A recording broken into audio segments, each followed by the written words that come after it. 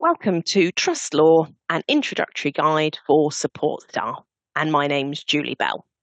I am a private client solicitor based in Manchester. I do the whole gamut of private client, but one of my niche areas is trusts. Have a look at what we're going to cover today, and I am presuming no prior knowledge. So we're really going to start from the basics, build on those, and I've tried to sort of simplify things as much as possible so that you come away feeling much more informed than you are currently. Starting point we need to look at is what actually is a trust. People bandy around, oh, I'm doing a trust, I'm creating a trust, I've got a trust. What do they actually mean by that? We're going to look at the essential elements to make a trust. And there are some things we have to have. And if we don't have them, it's not a trust. It might be an attempt at making a trust, but it hasn't worked. And as part of that, we are going to come across a term called the three certainties. And to have a trust, we have to have the three certainties. So we'll go through what that means and what those three certainties actually are.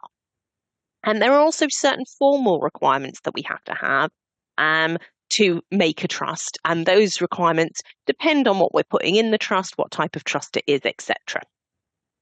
Then we're going to turn to the different types of trust and what their uses are. And again, there's some sort of phrases that are bandied about: interest in possession trust, life tenant trust. When will they be used? What does that mean? Also looking at a discretionary trust, what does that actually mean? And when are they used? We're also going to look at the implied powers of trustees. What can trustees do? What can't they do? What powers do they have? And we'll see that being a trustee is quite a powerful position. Can they hand out assets to the beneficiaries? When do they decide to do that? What are their duties? Can they buy things? Can they buy trust assets from the trust of which they are trustees? We'll consider that. And then we'll look about how trustees retire if they want to retire.